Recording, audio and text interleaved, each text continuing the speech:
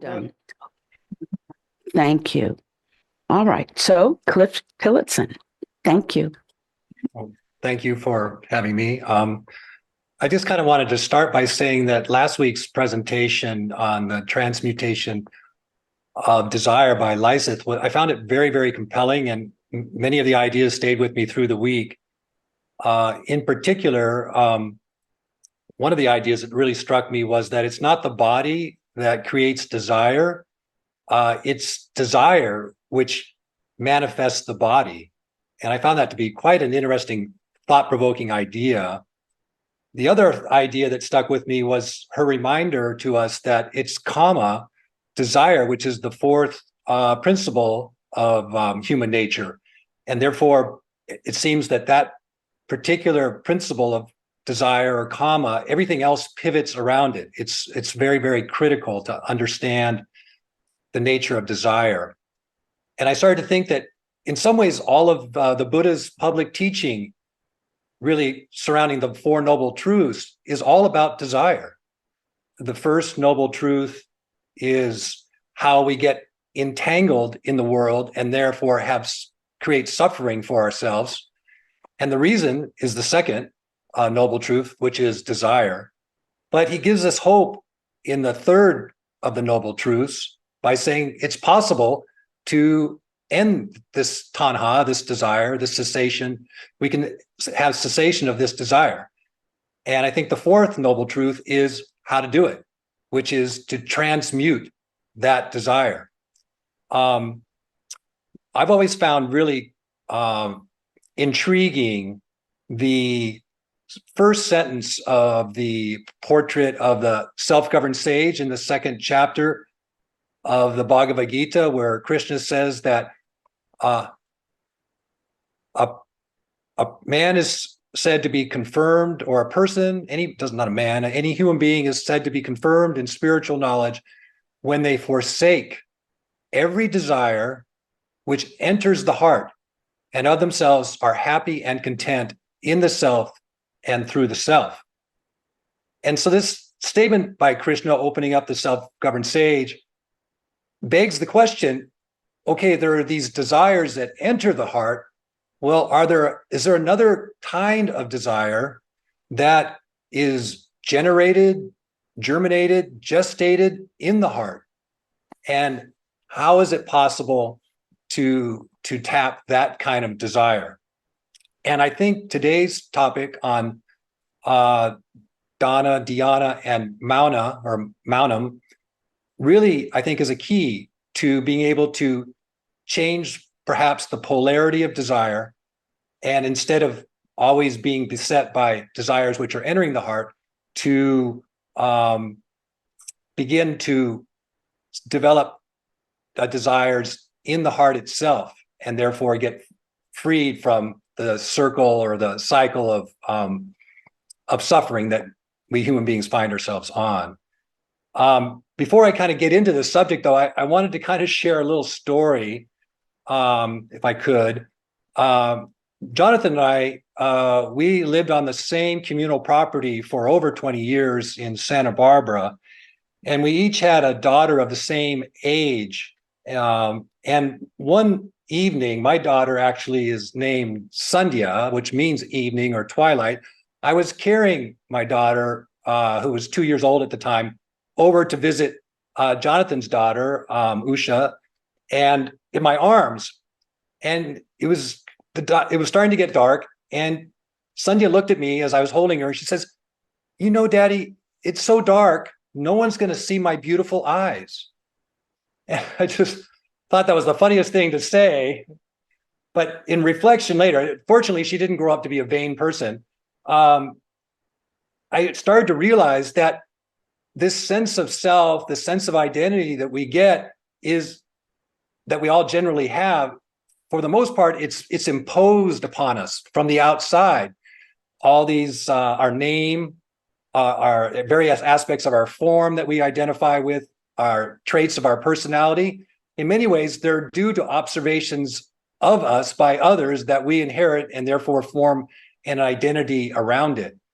And from this identity, once we begin to get attached to it, then we get this thing called an ego, a personal ego, which is kind of like a shell around the personality.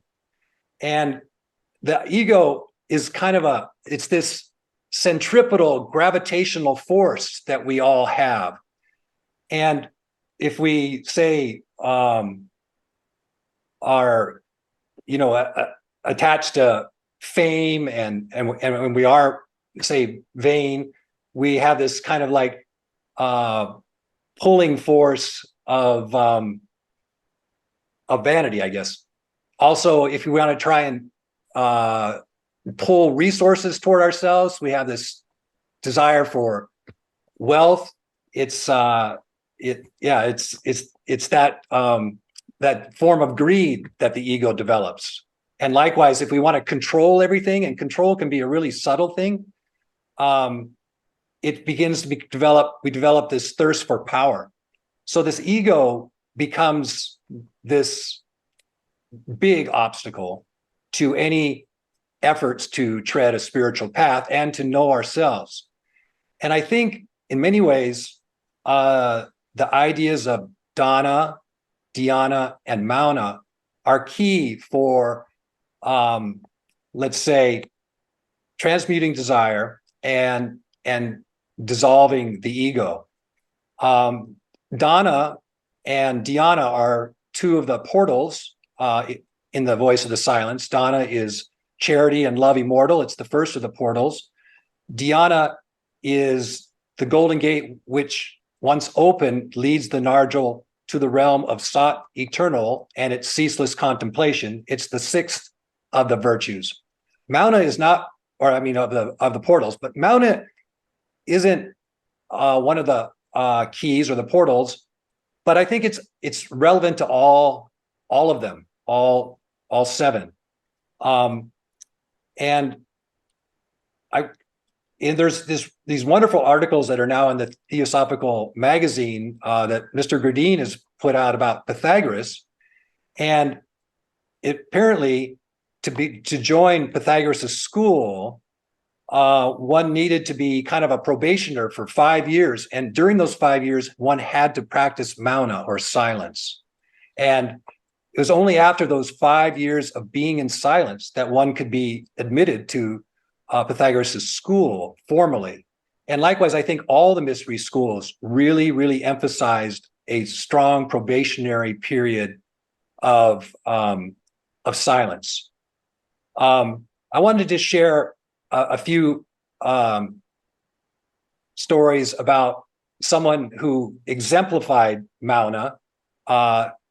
Many of you probably have heard of this individual, the sage from India named Ramana Maharshi.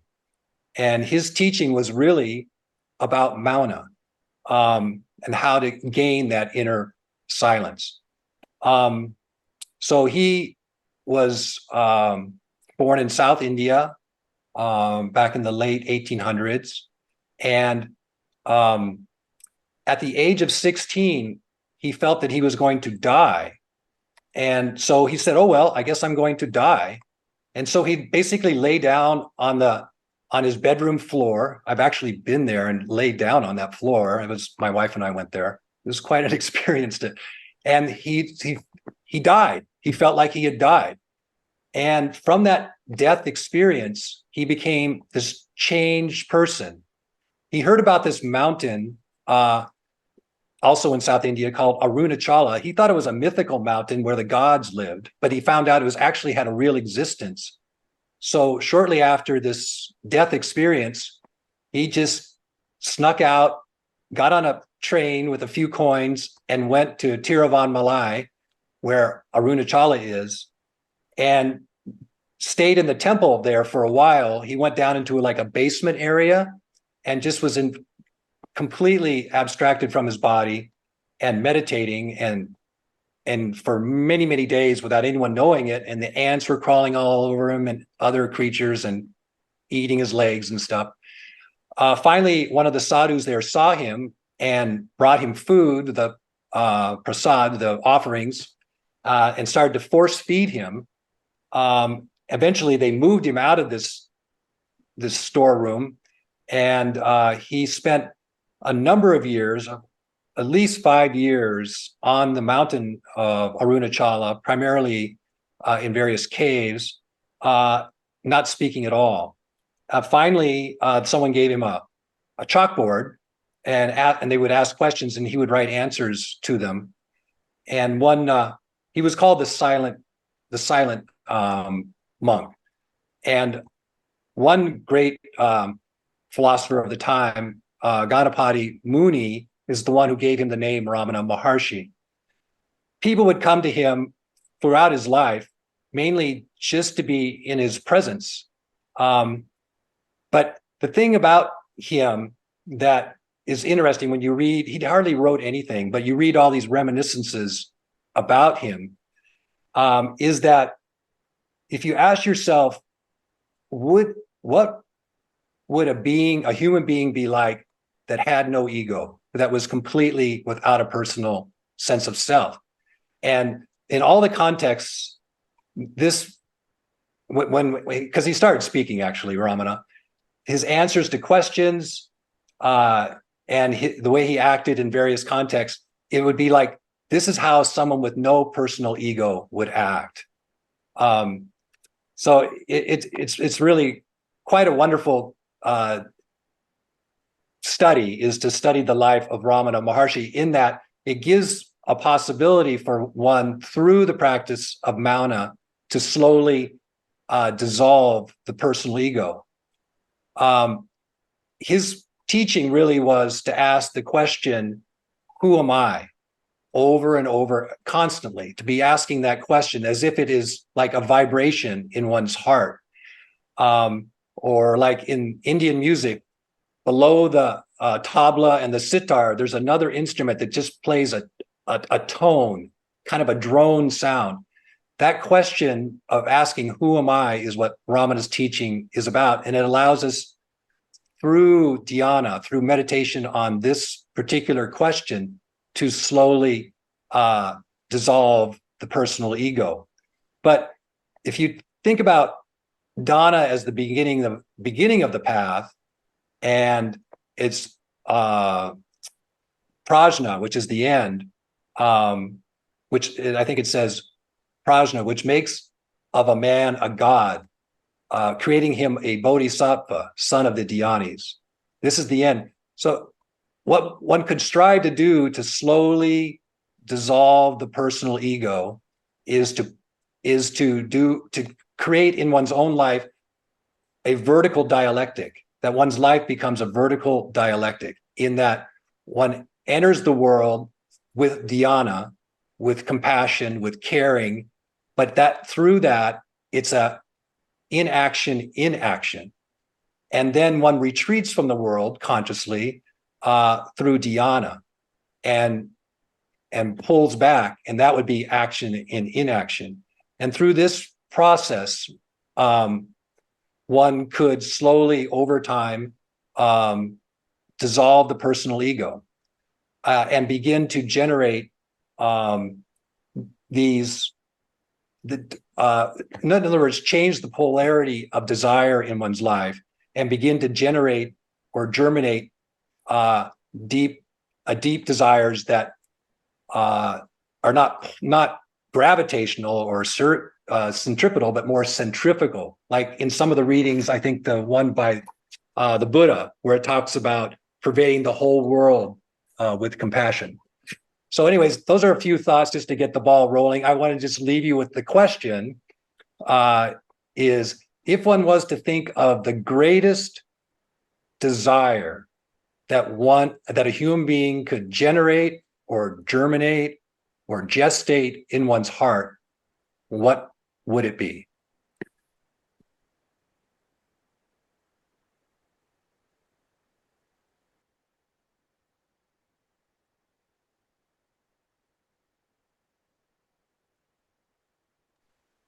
Thank you, Cliff, very much. I love that story. Can you hear me? Yep. Yes. Yeah, I've been to Arunachala myself. As only a few years ago. Isn't that amazing that that mountain is just sitting there and everything else is this big flat plain everywhere? And there it is, you know? Does anybody have any questions or comments? Cliff is happy to entertain them. He can tell more stories too. Miluka.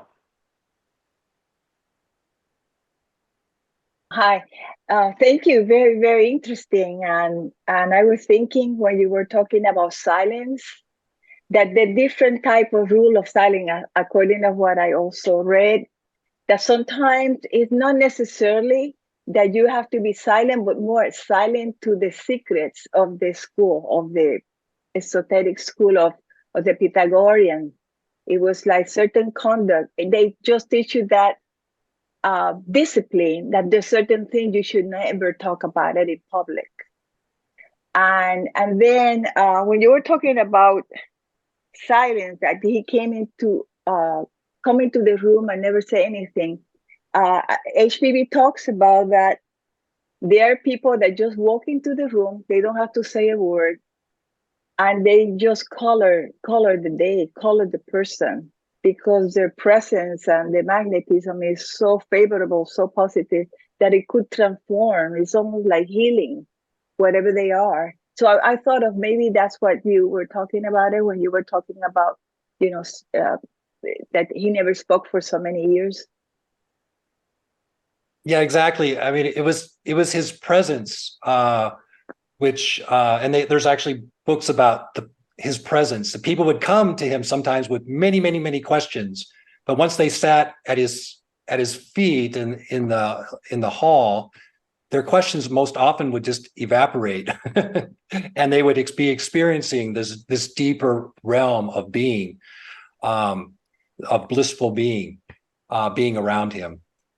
So yeah, it's that somehow trying to silence the mind. I think it's right at the beginning of the yoga aphorisms, which Patanjali says that yoga or concentration is the hindering of the modifications of the thinking principle. In other words, that's where the silence really has to happen. It's not so much one's silence in terms of words spoken, more it's that inner silence, to achieve that inner silence, that inner calm. Looks like Maurice and or Jenny. Yes, Cliff, thank you so much for a very clear and thought-provoking presentation. So we've all heard, I'm sure, of the primordial phrase, desire arose in it. And in answer to your question, well, what would be the greatest desire? It must be that desire that arose in it. But what is that? I don't claim to know, but I think if one asks someone looking at it from below above, I would say it's the desire to dissolve one's ego and dissolve oneself into the self of all, or the Supreme Spirit. But that's just kind of coming from my heart. It's not a very clear statement, but I did want to answer your question or try. I'm glad you took the challenge. Yeah.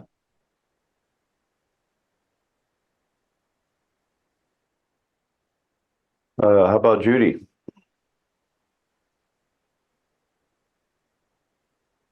Okay, yeah, can you hear me? Yes, Yes. my question really has to do again with the nature of desire. It would seem that karma, which is beginning with us from the very beginning of whatever manifestation there is that if we desire for our personal selves, that is, get tied up in our own vanity, our own ambition or desire for power or desire to be noticed, that this is a destructive form of desire. But if we raise the level of desire, for example, when I first taught at Cal Poly, someone came out and said, don't you all want to get the Distinguished Teacher Award? And I thought, my goodness, I can't be teaching to get an award. I've got to be teaching so that the students learn. And I knew that meant some of the students weren't going to like me, but I wasn't going to play to the gallery, so to speak. So it seems that we need to desire nothing for ourselves. And that's very difficult because, of course, we are so much involved in a society where ego and being attractive and being sought after is important. So I think this needs to be addressed more, and also the idea of Maunam, silence, and how really to achieve that, because there are so many distractions.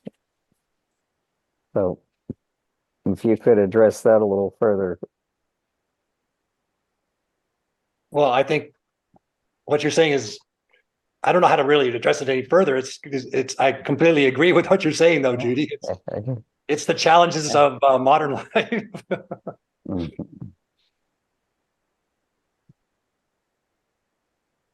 Laura? We definitely can't do anything without a feeling. There has to be something that moves us. And as Judy indicated and Maurice, that something needs to be as universal as we can conceive of.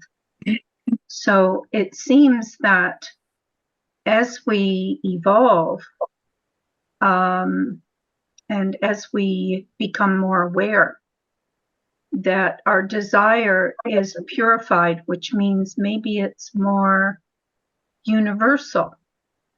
It's as Judy indicated, it's more divine rather than personal. And one of the problems that we have in our modern society is that we have too many desires, and it just fritters away our life energy into all these different desires that we have. So it seems that we have to replace the many with the one.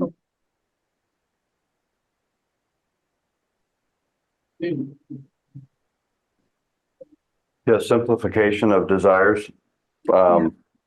Yeah. But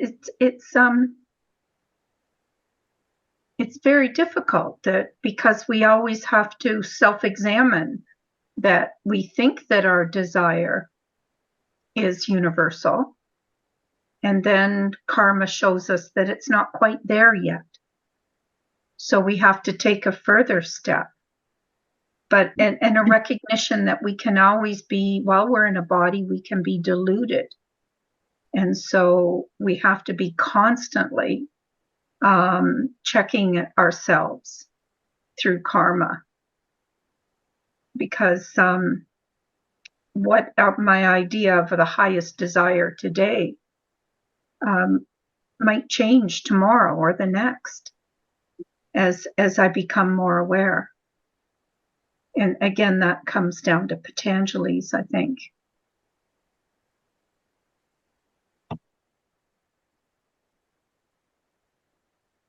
Thank you. Diane Martin? Yes, if I had one wish, I would like to recapture my birth vision when I understand we understand our true power and who we really are, and that I could once again retain a continuity of consciousness, or a vision I once had, a vision I had once where I felt total unity of everything in the universe, and that everything was alive. Trees were alive, and all the inanimate things around me were alive. And I felt this reality, but I can't retain that. I can't get it back. And I wish I could get it back.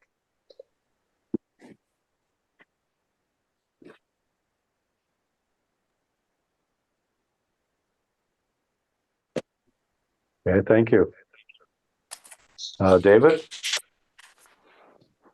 Oh, yeah, thanks. Could we substitute the word pledge for desire in some way? Think of a pledge. I was thinking of the Kuan Yin pledge. It's like an aim, a goal. So it's a desire in a sense, but it's an active participation. You know, David, that was my answer to the question. I never really thought of the Kuan Yin pledge as being a desire or the planting of the bodhicitta, the seed of enlightenment, which is done through resonating to the Kuan Yin pledge as a desire. But it is a desire. Never will I seek nor receive private individual salvation. Never will I enter into final peace alone, but forever and everywhere will I live and strive for the redemption of every creature throughout the world. When you stop to think about it, it's a desire, but it isn't a desire that comes from without. Right. It's a desire that comes from within. Right. Thank you, David. You got an A on if you were in my class, you got an A. Thanks. Yeah. Laura? Well, in thinking what Diane mentioned about having that moment of universal feeling, there's a saying that says, before enlightenment, you plow the field. After enlightenment, you plow the field. And so it seems that in this idea of progressive awakenings or a progression of our awareness, it's what we do with that moment of unity in our application of it that leads to the next moment or feeling of unity. So, you know, that these moments that we have become as a cheer for us, a goad for us to further keep working, to keep going. Because there's veil upon veil that we remove, but there's also more veils that have to be removed.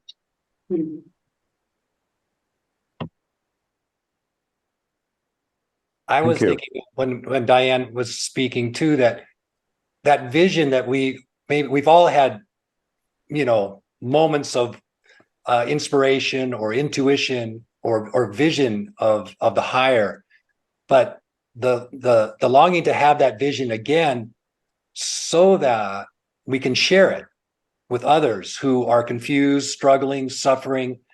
That's probably where the Kuan Yin pledge comes in, is to regain that vision and to sustain it so that we can bring more light into the world. I think that's what Diane was striving at.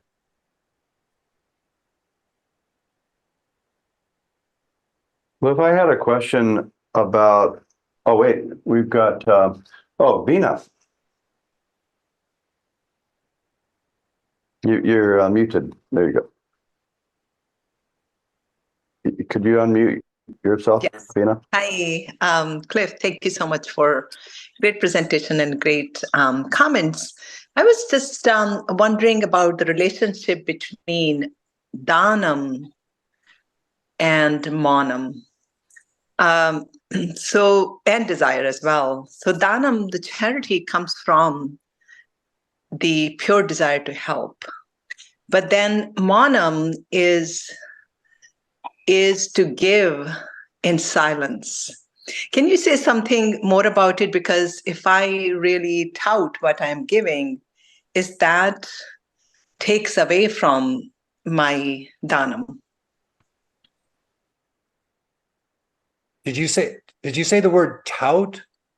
Yeah, we tout about, just say, oh, I'm giving, I'm so wonderful that I do charity and then there is a place for Maunam there. There is a place for pure desire there, but at the same time, dichotomously, desirelessness there as well. So just want to hear your thoughts about that. Yeah, it's also tricky, charity done in the wrong way, like being the Good Samaritan or something. It can slam up against the idea that the duty of another is fraught with danger. And so it's a slippery slope, charity, where all of a sudden the ego is getting fed by it. and the other person isn't being helped by it. Yeah, do for another what they could do for themselves is not charity. But if one can create a field whereby which someone can gain greater self-worth, self-dignity, self-knowledge, that's a better way than to do it for them, you know. But that's, I guess, being a path leader or pointing the way. But we can't tread the path for someone else, and we can't give all the maybe the illuminations or insights we've had. It's hard to give those to another person, but we can perhaps kind of help in encouragement and creating a field of positive energy for that person to gain some self-knowledge or some clarity in. Those are some rambling thoughts. Sorry. Yeah, Cliff, my question was going to be very close to Vina's question. I was thinking, well, first of all, BP Wadia would speak about learning to think in terms of learning to think triadically. And this topic is like that, right? You have three kind of seemingly different themes, but with a lot of overlap. But then you kind of fuse them together in a kind of this triadic kind of way. And so I was thinking about that. Well, so my question is a little bit like, okay, you have Maunam, but then why do you have those particular virtues, paramitas, right? It could be, silence and patience. That kind of makes sense, right? Or it could be, anyway, you could do that. But then you kind of pointed out how to think in terms of this vertical dialectic, and that's part of it too. And I was wondering if you could talk a little bit more about that. And also, it occurs to me while I was mulling this over that Dana and Dhyana are the ones that you want to talk the least about if you're really going to do them, it would seem, because they're the most direct path, you could say, to real self-knowledge, right? The self-knowledge is of loving deeds the child. So that would be the Dana. And then the meditation and self-study would be kind of a path to knowledge too. But they're the most distracting too if you started talking about them. It'd be the fastest way away from self-knowledge if you started talking about either one of those two things. It would seem, my meditation, right? and the way Vina was talking about my charity and so forth. And then you're building this whole ego thing around you. Sorry for talking so long.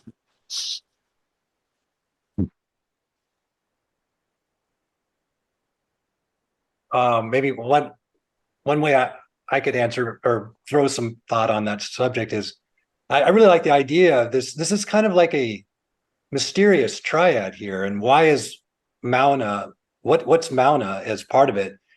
I was thinking of Dana and Dhyana as the two aspects of the vertical dialectic of Plato's dialectic, in that if we can get that kind of rhythm in our lives where when we, Krishna says that it's retreating from the life is from the realm of action is not the right way. They're not the right path.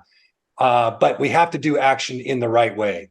So going out into the world, doing our duty, but being detached, renouncing the fruits of action, doing, the idea of, St. Francis, that it is in giving that we receive, going out and give.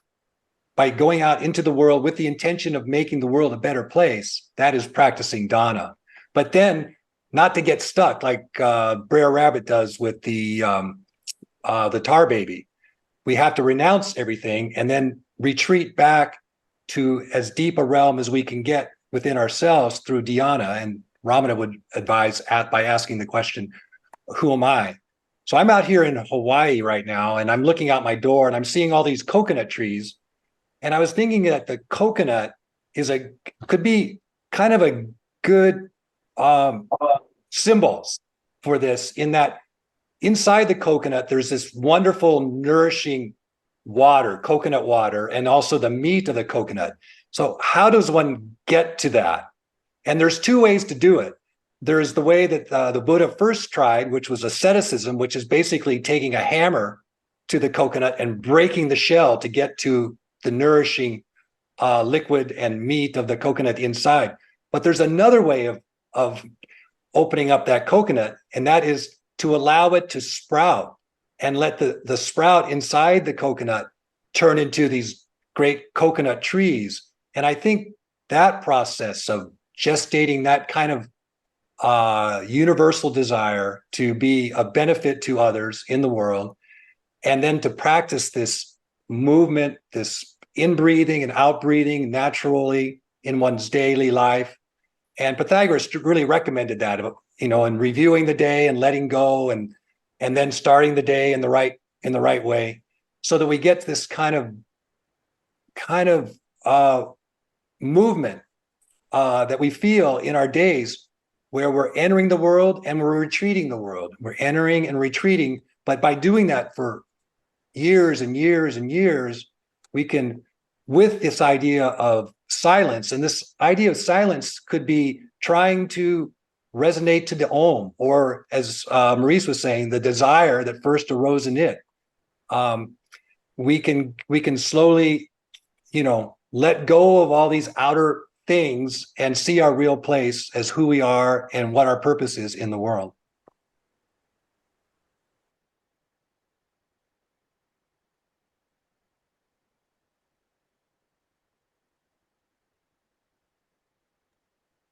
Sorry, Jonathan, I went a little long too.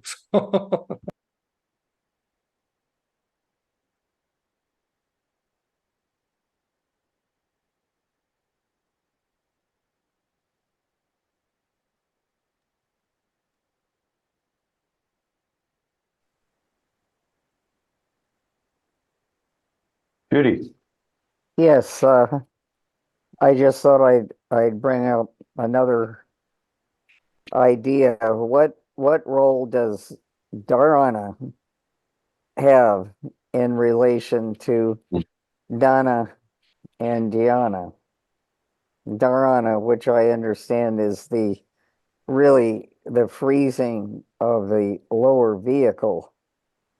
Then it's a stage in which which is very difficult to achieve in this student's understanding.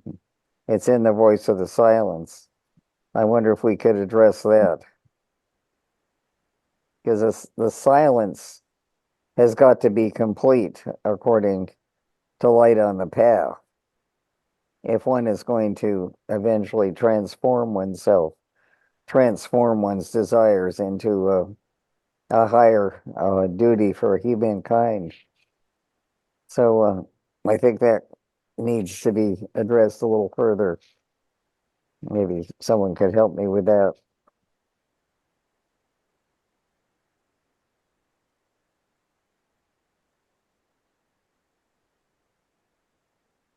We got, Desiree's got the answer. Well, I don't know if I have the answer, but it does, align exactly with what Judy's talking about here. And that is silence. Are we able to even hear that inner voice unless we are able to practice routinely and deeply silence? Because even a small child, to Dhyana's point about experiencing that oneness, that did not come with a desire for external things. That was an experience. They were involved in the experience. In fact, they become the experience itself. So there's no individual desire in that. But there is something in that experience. And I'm just wondering how we can look at those EDs that we experience that are that belong to the ego and see how they actually prevent this ability to be able to hear that inner voice.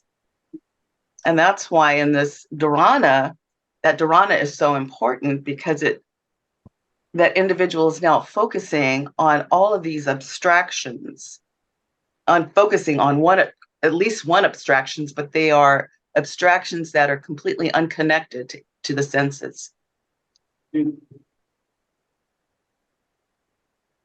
Can we hear that inner voice without going through this process? Truly.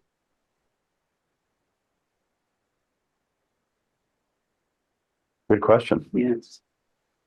Thank you.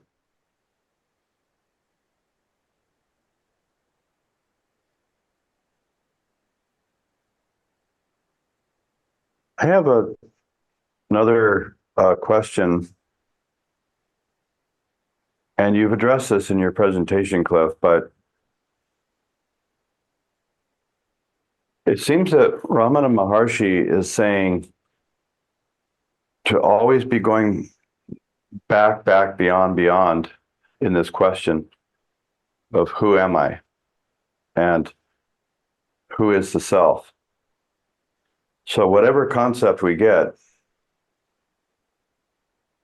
isn't there the idea of, okay, but what about the self behind that? Is that your understanding of kind of the quest of the teaching of Ramana Maharshi?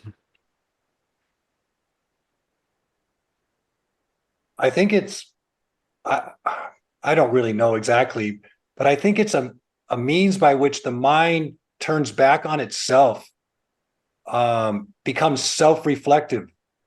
Because I think it's the mind that's asking that question, but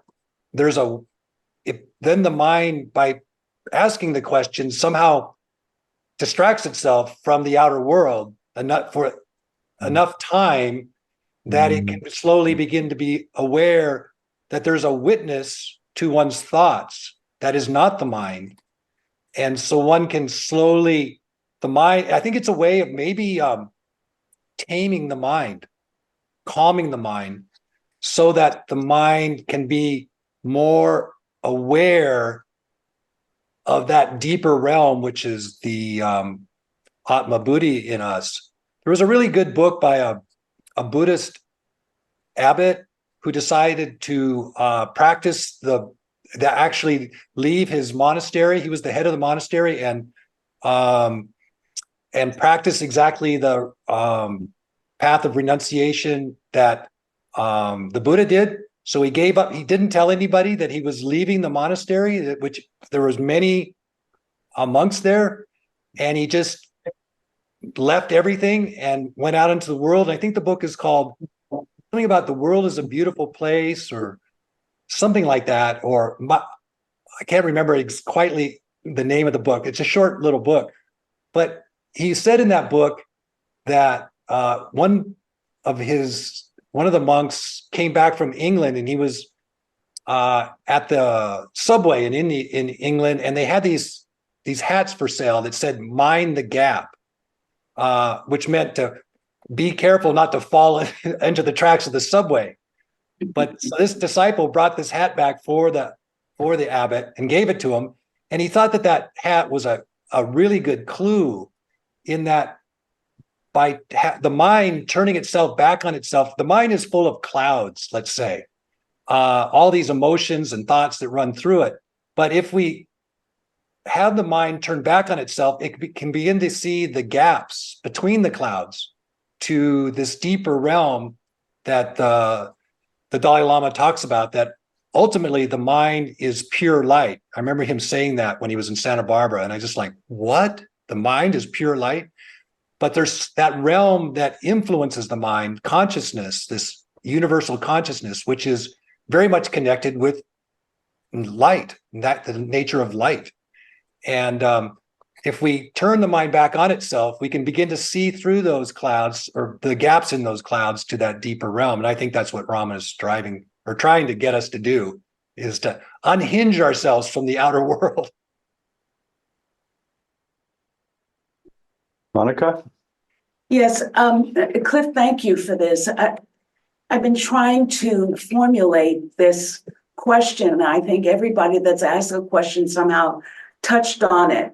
But I'm always having somewhat of a concern about how the workaday, commonly ambitious person who, let's say, is engaged in service in the world of some kind, is able to remove the veils or the clouds, as you referred to them, not having access to Ramana, a state of consciousness to sort of act as a catalyst for the person's own silence within. So given that he or she may not have access to that level of silence, do you think that the combination of service in the world and study of some sort of these ideas can put one or help to anchor one in that realm of silence that we're all reaching for, which is the witness or our Atma Buddhi consciousness? Or do we have to, the general idea of leaving the world is always at the forefront when it comes to these spiritual ideas. So just trying to close the gap, as you referred to. Could you speak on that? Yeah, the end of what you were saying there reminded me of that statement by Judge, I think in Letters, that someone went to the East to try and find a spiritual teacher, and he did find the teacher, and the teacher told him to go back and do his duty, and so it's not that we can gain silence, this inner silence. Necessarily, we have to have a physical teacher there to do it. I mean, for some reason, I just got really inspired about Raman. I don't know what drew me to him, but my teacher, Raghavan Iyer, mentioned him once as a 3-year-old, was taken to the ashram, Ramana's ashram. And the story is that his parents were in the hall, I think in the gathering hall, and they looked around, and little Raghavan was missing. And so they started, everybody, all the disciples in the ashram and everybody started looking for them. And finally they found little Raghavan walking down Arunachala hand in hand with Ramana Maharshi back in the 30s. So that story captivated me, and so I just started studying Ramana. But I felt like this Ramana person, he could be a teacher and still not be alive in my presence, but he has definitely been a very strong influence, very strong influence on me. And just the idea, and I think there's a lot of doubt, even maybe among theosophists too, are there really human beings that are completely selfless? Is it possible to become selfless, or is it possible to just dissolve or burn up the ego? And the idea of nirvana means to blow the ego out. Is it possible? And once we believe, or we start to sense that there are these beings, they don't necessarily have to be in our physical presence. We can be inspired by their writings or by the stories told about them, and begin to navigate our own life in the way that we fully see that it's possible for us to slowly change the polarity of desire in our lives, mainly, like you're saying, through beneficial action in the world, but then not getting stuck in it. Somehow not getting stuck in it. That's the problem. There's a wonderful book called Living on the Edge by a Buddhist rishi about the problem of what does she calls it? She calls it edge states, where by practicing altruism or practicing empathy, it can end up flipping on us. It can end up being the reverse of that. If we can get burned out is basically it. So we need somehow this inner path too, through Dhyana, to be able to let go of the world and our connections or attachments to it, which reinforce the ego. Well, thank you so much for that. And hearing you talk a little bit about Raghavan Iyer finding his way to it seems to echo the idea of a person will find their way if they have this interest and this tie that they're in contact with inside. So thank you. Yeah. Namaste. Miluka. Hi again. It's very interesting that we could get, by doing too much charity, we end up hurting somebody. And sometimes it's better to focus on yourself and what you are doing, not just criticizing what other person is doing, because we don't know the motive of anybody. So I think that could be maybe helpful. And I just remember an anecdote from Pema Chodron, a Tibetan nun and an author. And I remember she had a great sense of humor. I think that's another thing that helped us to have great sense of humor. The HPV have that, and Gandhi have that, and great teachers have that kind of thing. Sometimes we take ourselves too seriously, I think. And what she was talking is that this other monk went to visit this other monk. They went into a cave for 4 years to conquer the magic of patience. So he went to the cave and he said, "Oh, what are you doing?" "Oh, I mastered patience. I've been here for 4 years." And he was all happy and excited. And the monk said, "Oh, is that so?" And he started opening the refrigerator, start eating his food, messing with his paper. And then he got angry. And then he go, "Oh, what happened with the that you conquer patient, you know?" Sometimes, it's easier to be perfect and patient if you're not surrounded by other people or our duty. I was wondering what you have to say about that.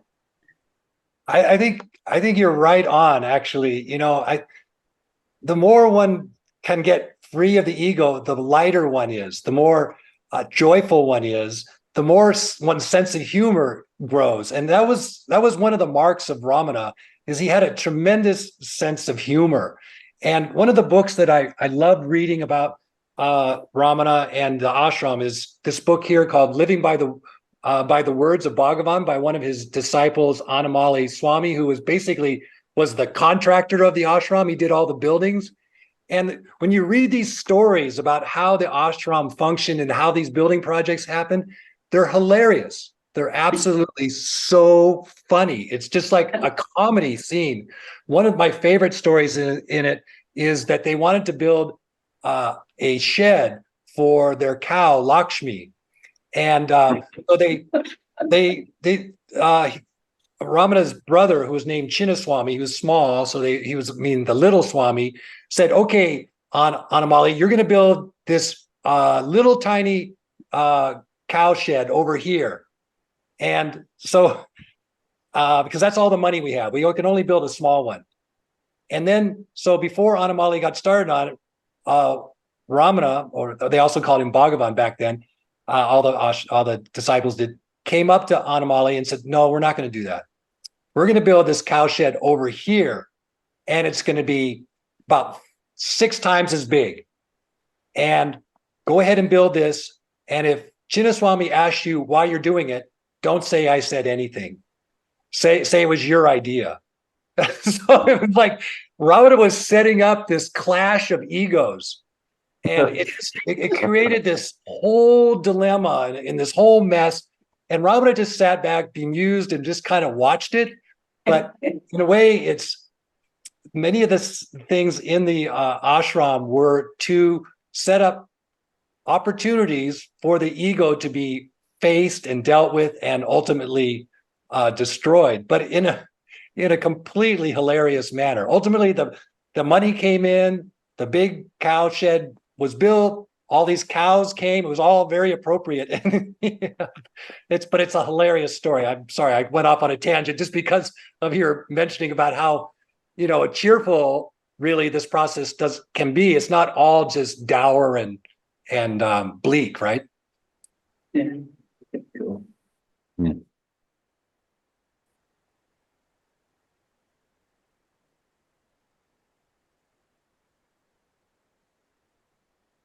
Just on the joy side of it, it does seem that in our moments of the highest ananda, it's kind of in silence, isn't it?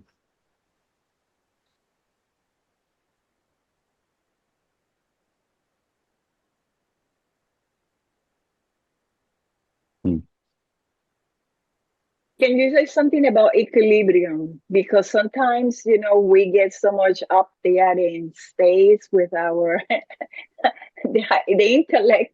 It gets way too high, and then we forgot that we have, we are not grounded, and HPV and is an old adage that as above below.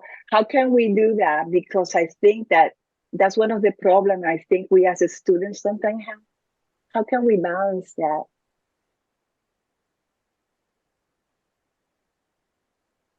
Yes, the Icarus problem. We fly too close to the sun kind of thing. But I don't have really a good answer to it. It reminds me of that statement by Thoreau that it's okay to build castles in the sky, but you got to put foundations under them. One has to do this balancing, this equilibrium. And if one gets out of balance in any way, then that's the ego. The ego is always behind it. If you pull the curtain back from in the Wizard of Oz, whenever we're out of balance, whenever there's lack of equilibrium, because the universe is equilibrium, the universe is harmony. That's really what karma is basically harmony. It's not a bad thing. But whenever we get out of balance, usually the ego is the culprit, and then we have that side of karma which doesn't feel that good. That's why karma gets a bad rap, is because it's trying to get us back to equilibrium. But that's the goal, is to be able to do this in a way that is natural, is in line, in harmony, in alignment with nature. And ultimately, that's what one is striving to do, is to find oneself as a force of nature. I remember this idea of transmutation actually came from the alchemists, to change a heavy metal, a lead, into gold.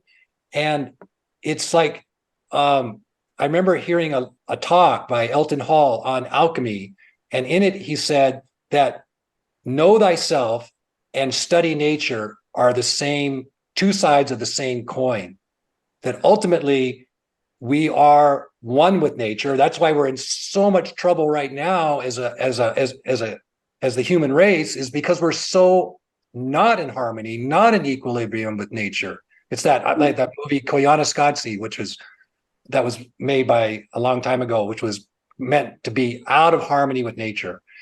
But to be in equilibrium in one's life is beginning to be individually, to be in equilibrium with nature. And that's what all of us have to strive for individually and collectively, if we're going to really deal with climate change and so forth. So it's a big question, and it's an individual and giant question at the same time.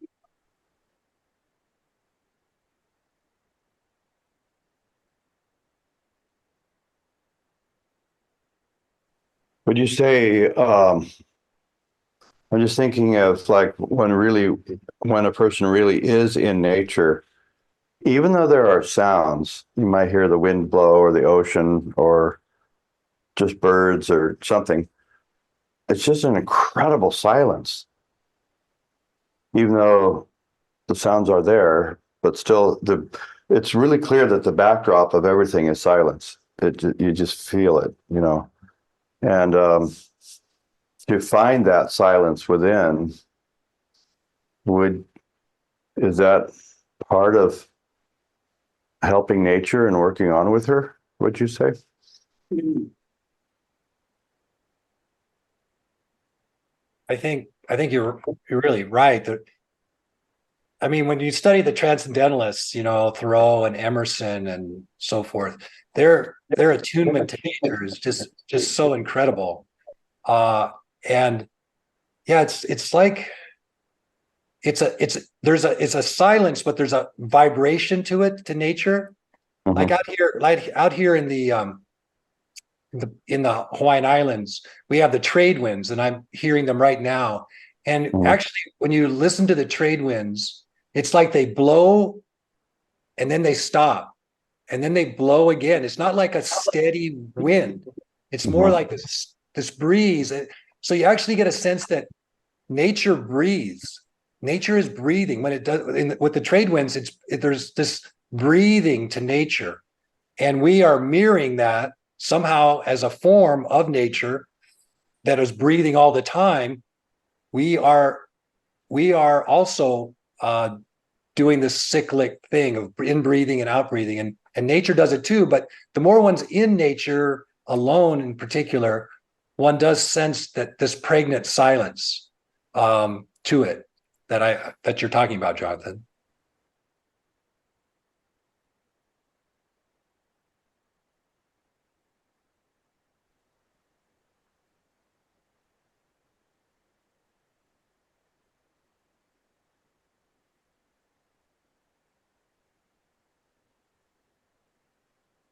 It just occurred to me listening to you talking about the silence that can be heard in nature and our current issue with climate change and all of that. It would seem that conscience is somehow a connection to that silence, like a mini door to stop listening to the clamor of of businesses that may know perfectly well what we're up against and are still focused on their bottom line. So I'm glad you brought that up, actually, because I think that's what we're really trying to speak about here is conscience. Really, I think you really hit the nail on the head in one word: is conscience. That's what we're trying to connect to, this conscience that we all have. And if we just imagine a community or a world that was in tune individually with its conscience, yes. What a different world that would be, a different society that would be. But in Dr. Iyer's book on the moral and political thought of Mahatma Gandhi, he talks about Gandhi's inner voice, the still small voice within, and compares it to Socrates' daimon, that all these great beings, there is actually in the silence, in this inner silence, there is a voice, and what you're saying, it's the voice of conscience, or the voice of harmony, as the other questioner was talking about, or equilibrium too.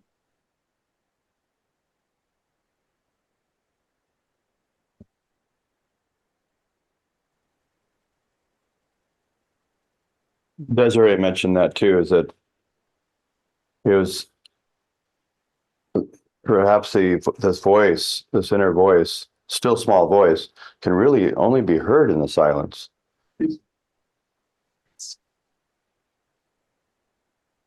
Hmm.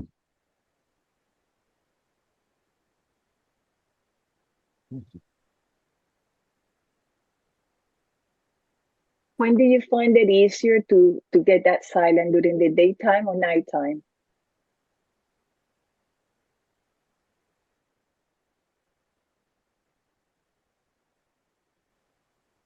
Mhm. Can I mention something that Kirk Radin brought up in a meeting or two or three back on the clock?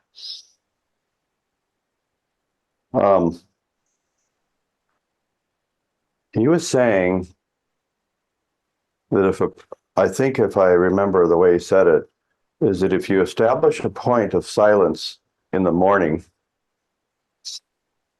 call it your morning meditation if you want, and if you do the same thing in the evening,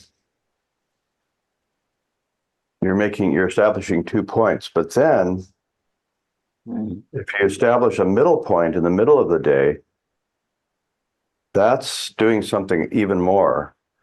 And then I thought he was suggesting that that helps you connect with the deep sleep cycle because you're doing something in the middle of the day, and then the opposite of the middle of the day is the middle of the night. So then you have 4 points in a way. That's great. Is Kirk here to defend himself? Never know what's going to happen when you quote somebody.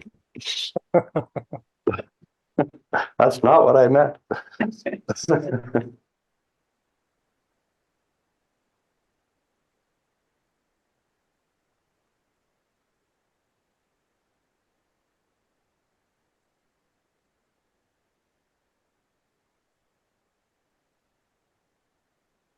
What do you think about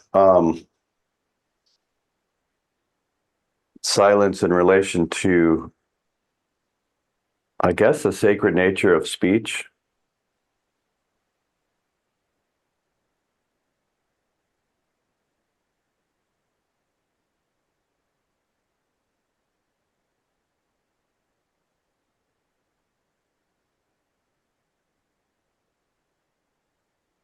Do you have any thoughts on that?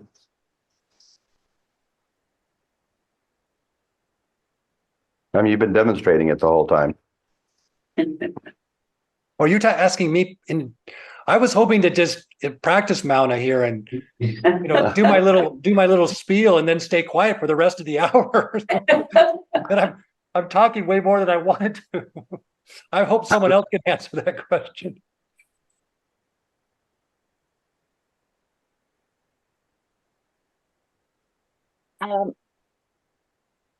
I read that if we talk too much, we exhaust our spiritual energies. And that HPV talks about that words are messenger, and there is a lot of powers in the words. And the words is something that is being so abused in our society. And even when you say something negative about somebody, you are hindering that person, but also yourself. So how can we be of help to those elements or elementals that carry that power or that vibration, whatever you want to call it?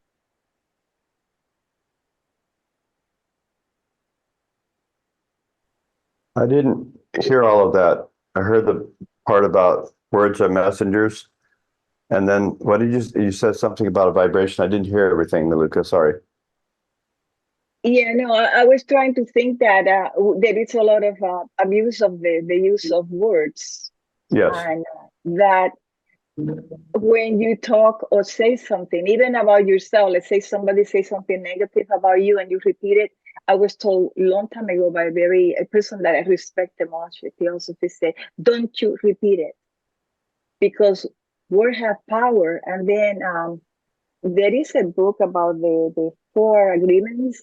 They talk a lot about how harmful the speech could be and almost like a curse to something to people. You say to the children, oh, you ugly, or you don't sing well. And even if the person is talented, that person is going to stay there because they have that impact of almost like what it was said to him or her. And it's very difficult to break those kind of spells, is what they call it almost. And I think we do that all the time as a society, and the news, forget it. Thank you, Maluka. Well,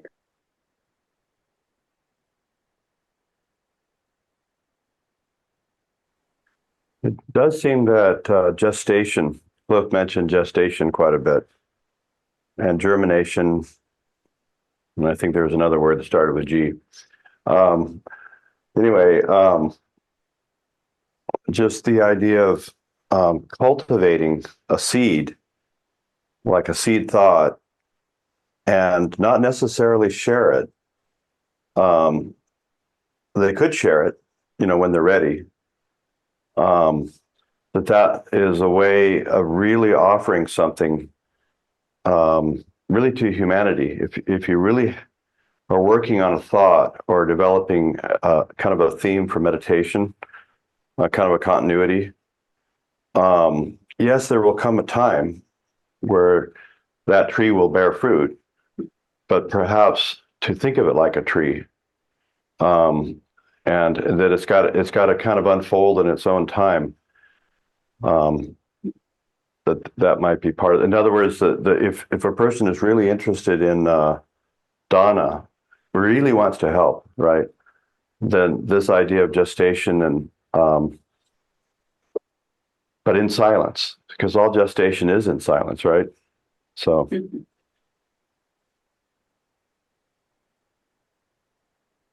Well, thank you, Cliff, very much. I knew you could handle this one. So thank you. This was because this is where it's really the heart teaching here, and Theosophy very much gives us so much to ponder with these deep practice, these deep abhyasa. Putting the where the rubber hits the road, and it's amazing how Theosophy is. It's amazingly not escapist. It's very much action oriented. I mean, the Bhagavad Gita is one of the main texts, and that's the one that says, "Hey, action, go, do something." And yet we can get lost in the frenzy and the turb of it all, right? So what you've given us is so helpful in terms of keeping us so that we don't lose our way and can keep track of the North Star. So thank you very much. Can I do a plug for 2 books on Ramana real quick? Yeah. Anyways, the one I first showed you was Living by the Words of Bhagavan by David Godman. I actually met him at the ashram there. This is a fun book to read, and you can get it on Amazon. Living by the Words of Bhagavan. If you want to know what it's like to live in an ashram with a true sage, this is a great book. It's very funny. The other one is by David Osborne, which is Brahmana Maharshi and the Path of Self-Realization. It talks about his life from the very beginning all the way through, and then all of these great teachings that Ramana gave. Those, of all the books I've read on Ramana Maharshi, those are my 2 favorites. Thank you for making that accessible. Thank you very much. Sure. Actually, yeah, see, that's what you did. You did the most profoundest teaching here and made it so accessible. So wonderful storytelling and lightness and buoyancy. So thank you so much, Cliff. It was fun. Thank you. Namaste. Wonderful continuity from last week, transformation of desire. And next week we will hear about really the true meaning of Christmas, and it has to do with Krishna, Christos, that principle, that's really within us all, and is what really lights up the world, really. So, and then after that, we will hear the final presentation of the year, which will be on irreversibility, which in turn is the keynote for next year. So, and then we'll get that flyer out in the next email invite that we showed you on the beginning of the Spanish class as well. So, all right. Well, thank you all so much. Thank you, Cliff, for doing this. Thank you, Cliff. Yes, excellent talk, Cliff. Thank you. Yeah, so Thank you, Cliff. Thank Okay. you, everyone. Thank you. Bye, everyone. Thank you, Bye, everybody. everyone. Have a Namaste. wonderful evening. Bye. Namaste. Yeah.